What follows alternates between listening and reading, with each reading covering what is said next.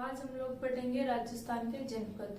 जनपद पढ़ने से पहले कल हमने जो कुछ पढ़ा था उसको पहले रिवाइज कर लेते हैं। कल हमने क्या क्या पढ़ा था? कल हमने पढ़ा था गणेश्वर, उसके बाद में बीनमाल और फिर ईसवाल। तो आज पहले हम रिवाइज कर लेते हैं गणेश्वर का। गणेश्वर हमने देखा था कि सीकर जिले के नीम का थाना तहसील में स्थित है। ये कांती नदी के किनारे स्थित है। अब फिर हमने देखा था कि जो गणेश्वर है इसके उत्खननकर्ता कौन है, तो इसके उत्खननकर्ता थे रतनचंद्र अग्रवाल। फिर हमने देखा था कि जो उत्खनन है उसके प्राप्त जानकारियों के आधार पर ये सभ्यता कितनी प्राचीन है, तो गणेश्वर है वो 2500 ईसा पूर्व प्राचीन सभ्यता है। फिर हमें उत्खनन से यहाँ पे क्या क्या मिला था, तो हमने देखा था कि यहाँ से प्रचुर मात्रा में तांबे के औजार और उपकरण मिले हैं। तांबे के क्या मिले? औजार और उपकरण। इन औजारों और उपकरणों में 99% तांबा मिला था। कितना मिला था? 99% तांबा पाया गया था। गणेश्वर है इसे हमारे भारत में ताम्र युगीन सभ्यताओं की जननी कहा जाता है। क्या कहा जाता है? ताम्र युगीन सभ्यताओं की जननी। फिर हमने देखा था कि हमें यहाँ से मकान है वो पत्थर के बने हुए मिले थे। किससे बने हुए मिले थे? पत्थर से निर्मित मकान मिले थे। यहाँ की जो बस्तियां थी, जो गणेश्वर की बस्तियां थी, इन्हें बाढ़ से बचाने के लिए बांधों का निर्माण किया गया था। किसका निर्माण किया गया था? बांध का निर्माण किया गया था। और जो ये बांध थे ये किससे निर्मित थे? ये भी पत्थर से निर्मित थे। तो हमने देखा था कि यहाँ के मकान है वो भी पत्थर से निर्मित थे, बांध है वो भी पत्थर से निर्मित थे। फिर हमने देखा था कि जो गणेश्वर है इससे जो तांबा है वो कहाँ पर निर्यात किया जाता था, तो यहाँ से तांबा है वो हड़प्पा और मोहनजोदड़ो को भेजा जाता था। गणेश्वर सभ्यता से तांबा कहाँ भेजा जाता था? हड़प्पा और मोहनजोदड़ो को। इसके पश्चात हमने पढ़ा था बीनमाल। बीनमाल है इसका प्राचीन नाम क्या है? श्रीमाल। बीनमाल का प्राचीन नाम है वो श्रीमाल है। बीनमाल कहाँ पर स्थित है? तो हमने देखा था कि यह जालौर में स्थित है। फिर हमने देखा कि इसका उत्खनन किसने किया था, तो इसका उत्खनन है वो 1960 के दशक में रतनचंद्र अग्रवाल ने उत्खनन किया था। किसने किया था? रतनचंद्र अग्रवाल ने। फिर हमने देखा था कि यहाँ से यूनानी दुहत्ती सुराई मिली है। जो बीनमाल है इसको पढ़ो तब ये 3 चीजें पक्का याद रखना, आराम से अच्छे से याद कर लेना। एक तो यूनानी दुहत्ती सुराई, एक रोमन एम्फोरा, एक सब क्षत्रपों के सिक्के। क्या क्या याद रखना है?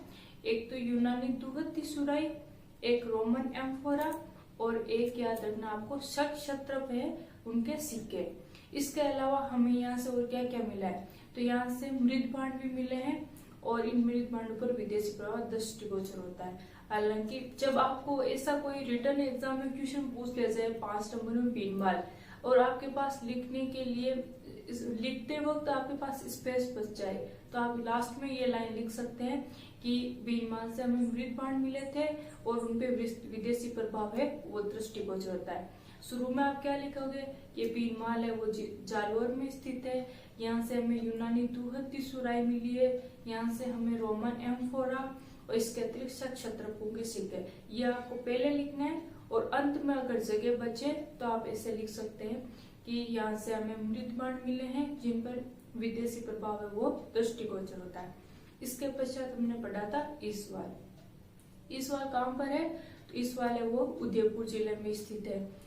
फिर हमने देखा था कि जो ईसवाल है उसका जब उत्खनन किया गया था तो उससे जो जानकारियां मिली थी उसके आधार पर ऐसा माना जाता है कि जो ईसवाल है उससे लगभग लगातार 2000 वर्ष तक लोहे गलाने का काम हुआ था। कितने वर्ष तक? 2000 वर्ष तक। इसलिए इसे औद्योगिक नगरी भी कहा जाता है। ईसवाल को क्या कहा जाता है? औद्योगिक नगरी भी कहा जाता है। यहाँ से लगातार 2000 वर्ष तक लोहा गलाने का काम हुआ है। फिर हमें यहाँ से क्या क्या मिला है, तो यहाँ से लोहा एस्क मिट्टी में प्रयुक्त होने वाले पाइप यहाँ से हमें मिले हैं। इसके अलावा यहाँ से ऊंट का दांत और हड्डियां और ऊंट का दांत मिला है। क्या क्या मिला है? यहाँ से हड्डियां एवं ऊंट का दांत। इस वाले उसकी बस्तियों के कितने स्तर मिले हैं? तो 5 स्तर मिले हैं। कितने स्तर मिले? 5 स्तर मिले हैं। इसके अलावा हमें यहाँ से और क्या मिला है, तो यहाँ से हमने देखा था कि जो 500 ईसा पूर्व से मौर्य का, शुंगकाल और कुषाण काल तक लोहा गलाने का काम हुआ था। इस वाले के जो मकान है वो पत्थरों से निर्मित है। तो इस वाले में हमने क्या क्या मिला है, इस वाले उदयपुर जिले में स्थित है। यहाँ पर लगातार 2000 वर्षों तक लोहा गलाने का काम हुआ था। यहाँ की बस्तियों के कितने स्तर मिले थे, तो हमें 5 स्तर मिले थे। और यहाँ के जो मकान है वो पत्थरों से निर्मित है। इसके अलावा हमें यहाँ से ऊंट का दांत मिला है। अब हम बढ़ते हैं अपना आज का टॉपिक, राजस्थान में जनपद। जनपद में हम पहले कौन सा जनपद पढ़ेंगे, मत्स्य जनपद पढ़ेंगे। मत्स्य जनपद पढ़ेंगे, कौन सा पढ़ेंगे, मत्स्य जनपद।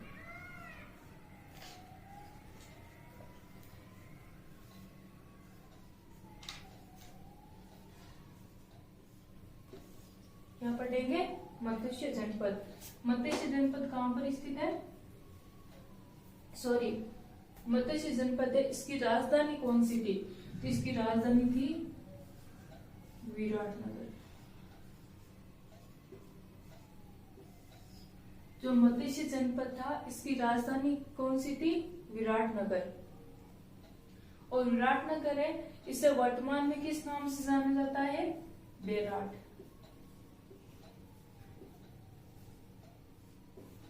विराटनगर को वर्तमान में किस नाम से जाना जाता है, बेराट। और ये कहां पर स्थित है, तो जयपुर में।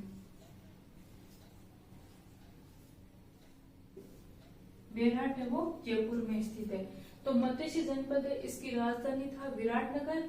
विराटनगर को वर्तमान में कहा जाता है बेराट। और बेराट कहां पर स्थित है, तो जयपुर जिले में। अब हमें मत्स्य जनपद है, इसकी जानकारी किस किस से मिलती है, तो मत्स्य जनपद की हमें जानकारी मिलती है सबसे पहले ऋग्वेद से। किससे मिलती है, ऋग्वेद से मिलती है। इसके अलावा हमें शतपथ ब्राह्मण,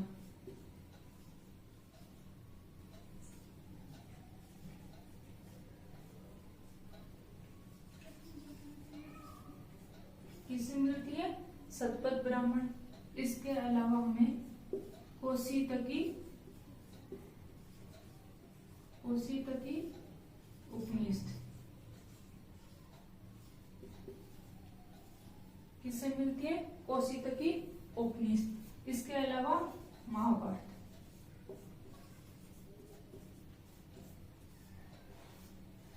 तो मत्स्य जनपद की हमें जानकारी किस किस से मिलती है, ऋग्वेद से मिलती है, शतपथ ब्राह्मण से मिलती है, कौशितकी उपनिषद से मिलती है, और हमें महाभारत से मिलती है।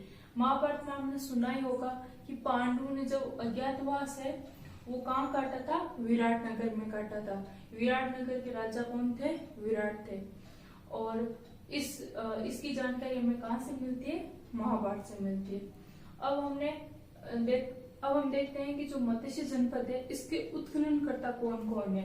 तो सबसे पहले 1937 में, कब, 1937 में दयाराम साहनी।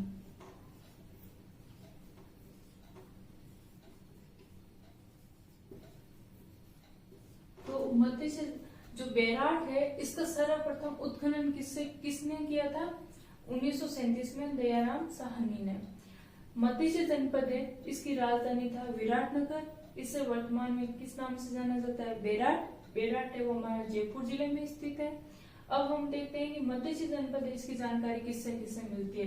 तो सबसे पहले मिलती है हमें ऋग्वेद से, फिर शतपथ ब्राह्मण से, फिर कौशितकी उपनिषद से, और फिर महाभारत से। अब जो ये बेराट है इसका उत्खनन किसने किया था, तो 1937 में दयाराम साहनी ने उत्खनन किया था।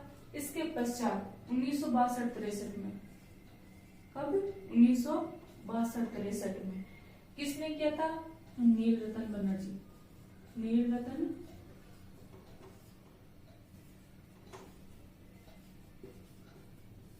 किसने उत्खनन किया था, नीलरतन बनर्जी ने। इसके अलावा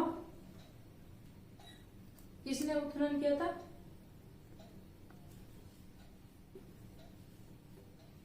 कैलाशनाथ दीक्षित।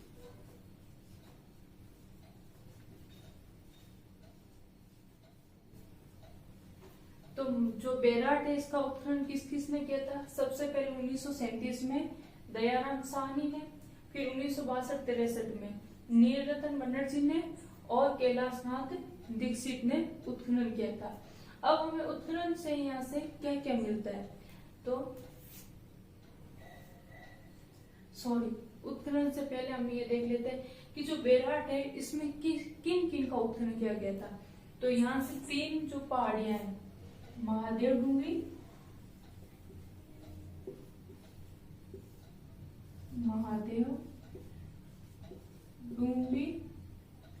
बीजक डूंगरी, फिर बीजक पहाड़ी, महादेव डूंगरी, बीजक पहाड़ी और भीम डूंगरी। जो बेराट का जब उत्खनन किया गया था तो इन तीनों का उत्खनन किया गया था, महादेव डूंगरी, भीम डूंगरी और बीजक पहाड़ी का, इन तीनों का उत्खनन किया गया था।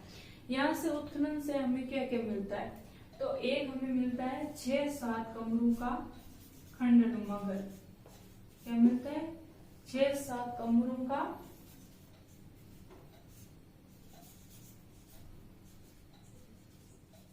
खंडनुमा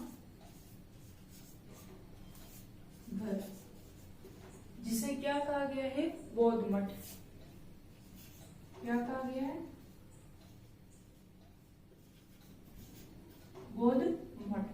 एक हमें 6-7 कमरों का खंडनुमा घर मिला है जिसे बौद्ध मठ कहा गया है। इसके अलावा हमें यहाँ से क्या मिला है? तो अशोक स्तंभ मिला है, एक मंदिर मिला है जिसे गोल मंदिर की संज्ञा दी गई है। इसके अलावा यहाँ से चांदी की 6 पंचमार्क मुद्राएं मिली है, 8 पंचमार्क मुद्राएं। कितनी मुद्राएं मिली है? चांदी की 8 पंचमार्क मुद्राएं मिली है। इसके अलावा यहाँ से इंडो ग्रीक शासकों की 28 मुद्राएं मिली है। 8 मिली चांदी की पंचमार्क मुद्राएं है और 28 मिले इंडो ग्रीक शासकों की मुद्राएं हैं। इनमें से जो 28 मुद्राएं हैं इंडो ग्रीक शासकों की, उनमें से 16 मुद्रा है वो मीनांडर की मिली है। इंडो ग्रीक शासक मीनांडर है, उसकी 16 मुद्राएं मिली है। ये किस में मिली है? तो एक मटके में हाथ से बुने हुए सूती कपड़े में बंधी हुई मिली है। किसमें मिली है? हाथ से बुने हुए सूती कपड़े में बंधी हुई मिली। आपने पढ़ा होगा, हमने पीछे पढ़ा था कि हाथ से बुना हुआ कपड़ा, सूती कपड़े का टुकड़ा मिला था। कहाँ पर मिला था वो? हमें बालाथल में। बालाथल पढ़ते वक्त हमने पढ़ा था कि यहाँ से हाथ से बुना हुआ सूती कपड़े का टुकड़ा मिला है। तो उसके अलावा बेराट से भी हमें हाथ से बुना हुआ सूती कपड़े का टुकड़ा मिला है और वो किस में मिला है? तो एक मटके में मिला है और उसके अंदर क्या मिला है? तो ये जो मुद्राएं हैं वो उसमें उस कपड़े में बंधी हुई थी। इसके अलावा और हमें यहाँ से क्या मिला है? तो जो ये बीजक पहाड़ी है इसका उत्खनन किसने किया था?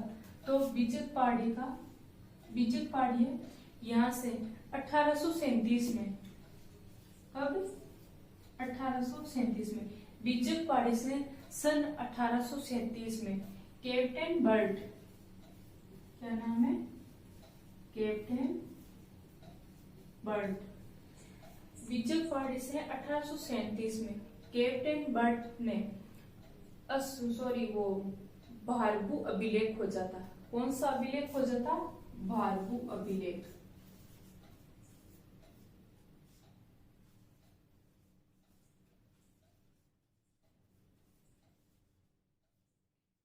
जो बीजक पहाड़ी है इसे 1837 में कैप्टन बर्ट ने भारभू अभिलेख खोजा था। इस अभिलेख से हमें अशोक की कुछ जानकारी मिलती है। जो मौर्य शासक है सम्राट अशोक, उसकी कुछ जानकारी मिलती है। इस अभिलेख के अनुसार अशोक 3 चीजों में विश्वास करता था। किन किन में करता था? बुद्ध, धम्म और संघ। किसमें विश्वास करता था अशोक? 3 चीजों में विश्वास करता था, बुद्ध में, धम्म में और संघ में। जो भारभू अभिलेख है उसके आधार पर जानकारी मिली है कि अशोक 3 चीजों में विश्वास करता था, बुद्ध, धम्म और संघ में। इसके अलावा जो बेराट है उसकी लिपि है वो किस तरह की लिपि है, तो बेराट की लिपि है वो संख लिपि है। कैसी लिपि है बेराट की लिपि? संख लिपि। बेराट की लिपि भी मिली है, वो कैसी है? संख लिपि। इसके अलावा बेराट से हमें शैल चित्र भी मिले हैं। क्या मिले? शैल चित्र।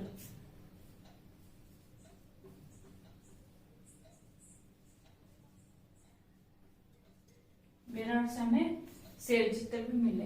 अब आप हेडिंग लगाइए मत्स्य जनपद।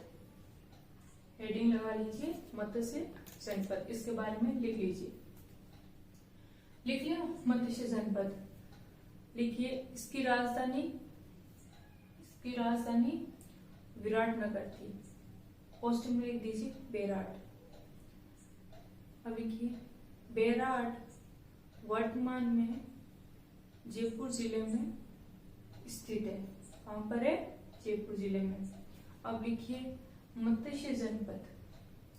मत्स्य जनपद की जानकारी हमें ऋग्वेद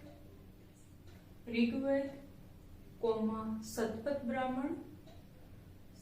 ब्राह्मण कौशिक की उपनिषद एवं महाभारत से मिलती है। किससे मिलती है? महाभारत से मिलती है। अब लिखिए सन 1837 में दयाराम साहनी ने बेराट का उत्खनन किया। किसने किया था? 1937 में दयाराम साहनी ने बेराट का उत्खनन किया था। फिर लिखिए 1962-63 में नीलरतन बनर्जी और कैलाशनाथ दीक्षित ने उत्खनन किया। किन ने किया था? नीलरतन बनर्जी और कैलाशनाथ दीक्षित ने उत्खनन किया था। लिख लिया। अब लिखिए यहाँ से 6-7 कमरों का एक खंडनुमा भवन मिला है जिसे बौद्ध मठ कहा गया है। फिर नीचे लिखिए यहाँ से हमें अशोक स्तंभ एवं गोल मंदिर मिला है। क्या मिला है? गोल मंदिर मिला है। बेराट में महादेव डूंगरी,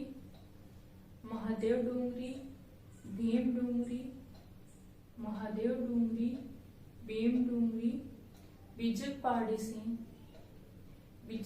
से सिंधु घाटी सभ्यता एवं मौर्य काल के अवशेष प्राप्त हैं। क्या लिखा आपने? महादेव डूंगरी, भीम डूंगरी और बिजक पहाड़ी से सिंधु घाटी सभ्यता कालीन एवं मौर्य कालीन अवशेष प्राप्त हैं। अब लिखिए सन 1837 में कैप्टन बर्ट ने बिजक पहाड़ी से भारतपुर अभिलेख खोजा था। क्या खोजा था? भारतपुर अभिलेख खोजा था। सन 1837 में कैप्टन बर्ट ने भारतपुर अभिलेख खोजा था। यह अभिलेख सम्राट अशोक मौर्य का था। यह ऐसे लिख दीजिए मौर्य सम्राट अशोक का था। किसका था? मौर्य सम्राट अशोक का। अब लिखिए इससे हमें अशोक के बारे में जानकारी मिलती है। क्या मिलती है? अशोक के बारे में जानकारी मिलती है। अभिलेख अनुसार अशोक बुद्ध धम्म संघ में विश्वास करता था। अशोक लिख करके पहले लिख दीजिए बुद्ध, फिर नीचे लिख दीजिए धम्म, फिर नीचे लिख दीजिए संघ, आगे लिख दीजिए मैं विश्वास करता था। किन किन में विश्वास करता था? बुद्ध, धम्म और संघ में विश्वास करता था। अब देखिए यहाँ से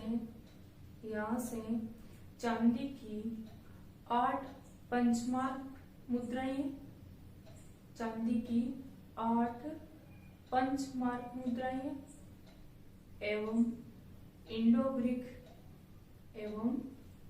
ग्रीक शासकों की 28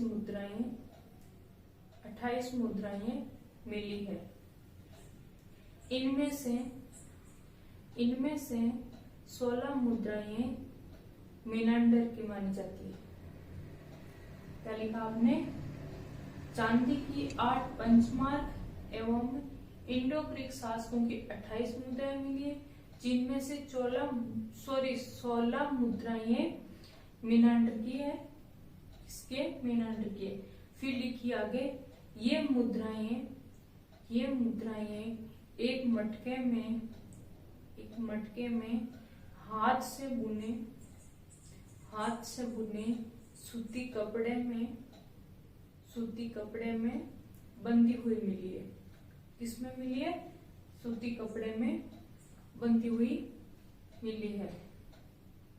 अब आगे लिखिए, चीनी यात्री पहले लिखिए जयपुर राजा राम सिंह द्वितीय। लिखिए जयपुर राजा राम सिंह द्वितीय ने बेराट का उत्खनन करवाया। जयपुर राजा राम सिंह द्वितीय ने भी बेराट का उत्खनन करवाया। यहाँ से सोने की संदूक मिली। क्या मिली? सोने की संदूक मिली, जिसमें संभवतया भगवान बुद्ध के अवशेष रहे होंगे। संदूक का मतलब यह नहीं है कोई बहुत बड़ी संदूक मिली होगी, एक छोटी सी संदूक मिली थी, जिसमें समझ जाता है कि शायद इसमें भगवान बुद्ध के अवशेष रहे हैं। अब लिखिए चीनी यात्री वेनसांग, नाम यहाँ लिख दीजिए।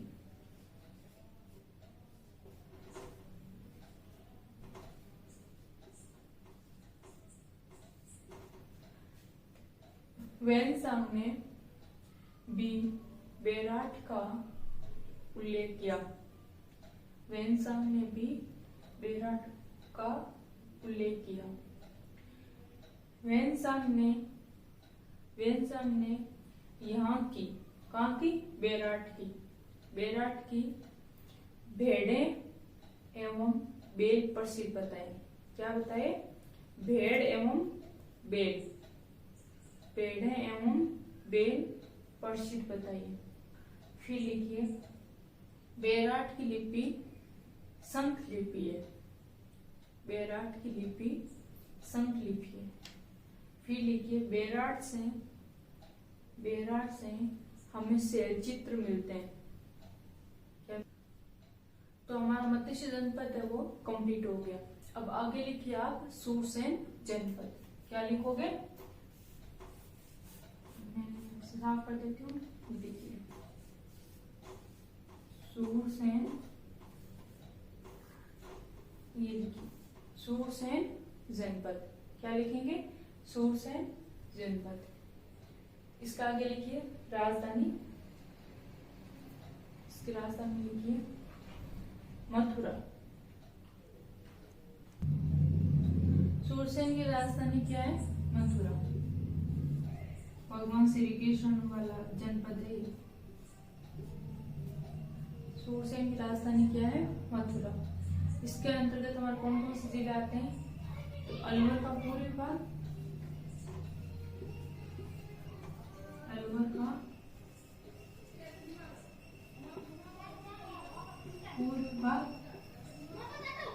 और भरतपुर। ऐसे लिख दीजिए सूरसेन। मथुरा पोस्ट में लिख दीजिए राजधानी और लिख दीजिए अलवर का पूर्वी भाग, भरतपुर जिला इसके अंतर्गत आता है। सुरसैन में इतना ही। अब आगे लिखिए कुरु। अगला जनपद है हमारा कुरु। कौन सा है? कुरु। कुरु की राजधानी क्या है? इंद्रप्रस्थ।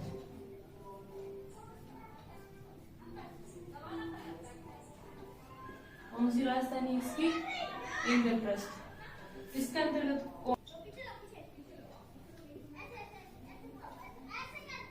अलवर का उत्तरी भाग।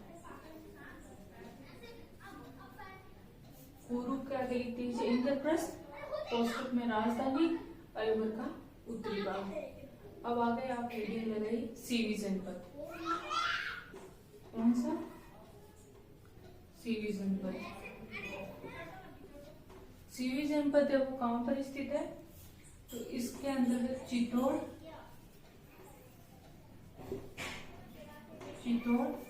और उदयपुर। जो सीवी जनपद है इसके अंतर्गत चित्तौड़ और उदयपुर जिले आते हैं। सीवी की राजधानी क्या थी? तो सीवी की राजधानी है वो मध्यमिका।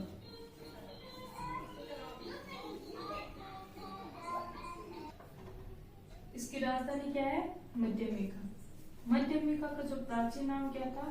नगरी। सीवी जनपद की राजधानी थी नगरी। नगरी को वर्तमान में क्या कहा जाता है? मध्यमिका। क्या कहा जाता है? मध्यमिका।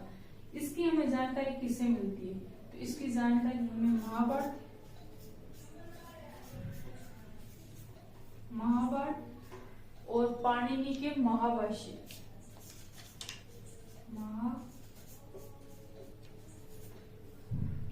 किसकी रचना है?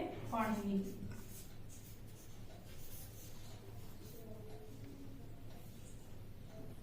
तो हमें मध्यमिका जानकारी किससे मिलती है? महाभारत और महाभाष्य से। अब हम देखते हैं कि जो सीवी जनपद की जो राजधानी है मध्यमिका, तो जो मध्यमिका है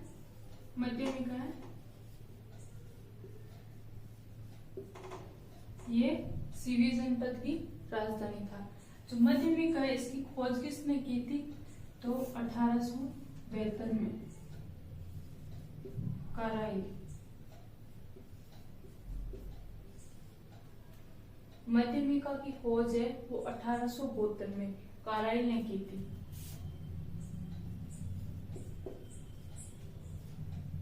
इसका उत्खनन किसने किया था? तो भंडारकर ने। किसने किया था? भंडारकर।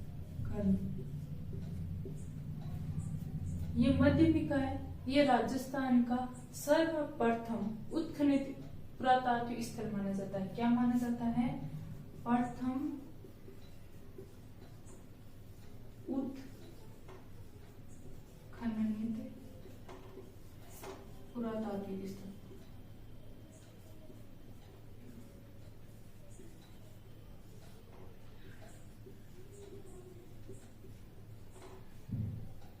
राजस्थान का प्रथम उत्खननित पुरातात्विक स्थल कौन सा है? तो वह है मध्यमिका। भंडारकर के बाद में 1961-62 में, कब? 1961-62 में के बी सौंदर 1961-62 में के बी सौंदरराजन ने मध्यमिका का उत्खनन किया। खोजकर्ता कौन है? खोजकर्ता सन 1872 में काराइल ने इसकी खोज की थी, फिर भंडारकर ने इसका उत्खनन किया था, फिर 1961-62 में के बी सौंदरराजन ने इसका उत्खनन किया था। मध्यमिका है वो हमारा राजस्थान का पहला उत्खनित पुरातात्विक स्थल है। क्या है? पुरातात्विक स्थल। अब हमें यहाँ से क्या मिले? तो 4 चक्राकार हुए। क्या मिले? हुए। कितने मिले? 4। कैसे? चक्राकार। इसके अलावा गुप्त कालीन अवशेष।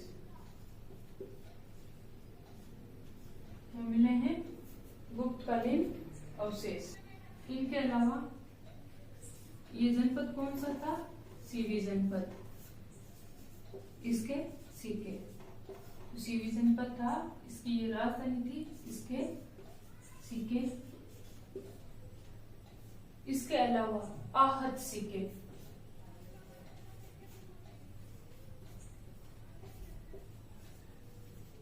हम सिक्कों में पढ़ते हैं ना, आहत सिक्के, पंचमार्क के सिक्के। तो यहाँ से हमें कौन कौन से सिक्के मिले? आहत सिक्के मिले और सीवी जनपद के सिक्के मिले। सिक्कों के आधार पर ही ऐसा माना जाता है कि जो मध्यमिका है वो सीवी जनपद की राजधानी रहा होगा। मध्यमिका का प्राचीन नाम क्या है? तो नगरी है। अब आप हेडिंग लगाएंगे सीवी जनपद। क्या लगाएंगे? सीवी जनपद। आगे लिखिए मध्यमिका, मध्यमिका कोष्टक में लिखिए नगरी, नगरी राजधानी। क्या लिखेंगे? नगरी राजधानी। अब लिखिए सन 1872 में, सन 1872 में काराइल ने, यहां से देखिए लिख दीजिए काराइल, काराइल ने इसकी खोज की। किसने खोज की थी? काराइल ने इसकी खोज की। फिर आगे लिखिए भंडारकर इसके उत्खनन करता थे। भंडारकर ने इसका उत्खनन किया। फिर लिखिए सन 1961-62 में, सन 1961-62 में के बी सौंदरराजन, क्या है? के.बी. सौंदरराजन ने उत्खनन किया। आगे लिखिए ये क्या? मध्यमिका। ये राजस्थान का प्रथम उत्खननित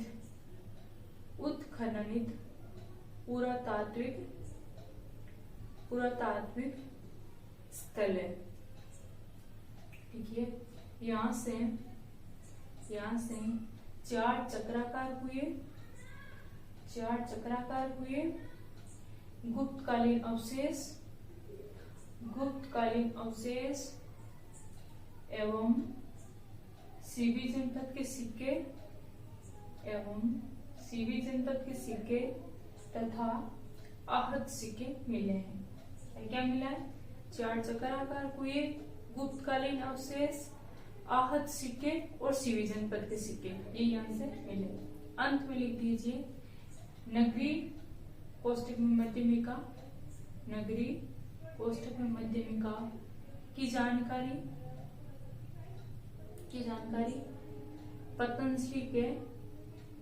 पतंजलि के महाभाष्य एवं महाभारत से मिलती है। हालांकि मैंने यहाँ पहले गलती से पाणिनि लिख दिया था, पाणिनि नहीं है, पाणिनि की रचना थी अष्टाध्यायी। महाभारत से वो पतंजलि की रचना है। तो किस किस से जानकारी मिलती है? पतंजलि के महाभाष्य एवं महाभारत से इसकी जानकारी मिलती है। आज हमने क्या क्या पढ़ा है? सीवी जनपद पढ़ा है, सूरसेन जनपद पढ़ा है, पूर्व जनपद पढ़ा है और मत्स्य जनपद पढ़ा है। चलो आज की क्लास में हमारा इतना ही होगा।